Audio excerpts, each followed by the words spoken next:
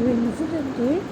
రెండు రెండు కప్పులు నువ్వులు తీసుకున్నాను. అందులో ఒక 7, 8 మిరపకాయలు వేసాను. ఇవి పెద్ద కారం ఉండవు ఈ మిరపకాయలు.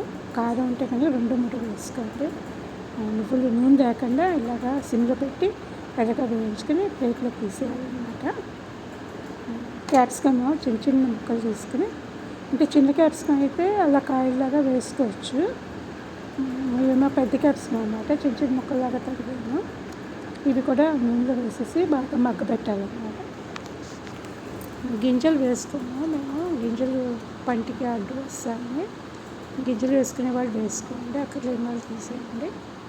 ఇట్లా ముగ్గుల్లో కొంచెం నూనె వేసి క్యాప్సికమ్ ముక్కలన్నీ వేసేసి బాగా మగ్గ పెట్టాలన్నమాట. ఈ లోపల నువ్వులు చల్లారితే కదండి, అవి మిక్సీ జార్లో వేసుకుని కోర్స్గా గ్రైండ్ చేసుకోవాలన్నమాట. దీని మీద మూత పెట్టి పైన మూతలో కొంచెం వాటర్ వేయండి. అప్పుడు ఏమవుతుందంటే ఆ స్టీమ్కి పైన మూతలో వాటర్ కింద వచ్చి క్యాప్సికమ్ ఆడకుండా ఉంటుంది, బాగా మగ్గుతుంది అన్నమాట. నేను వంకాయ కారం పెట్టి కూర కూడా ఇలాగే చేస్తాను. ఆ పైన నీళ్ళు పోస్తే చక్కగాను కిందకి వాటర్ వెళ్తుంది అన్నమాట. మనం ఎక్స్ట్రా వాటర్ వెళ్ళిపోయక్కర్లేదు. సిమ్లో పెట్టాలి.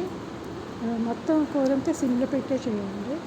ఇలా నూపొడి ఇలా వస్తుందండి. ఇది నూపొడి కొంచెం విడిగా తీసుకుని మన అన్నం వేసుకున్న చాలా బాగుంటుంది. నెయ్యి వేసుకుంటే క్యాల్షియం ఉంటుంది కదా బాగా.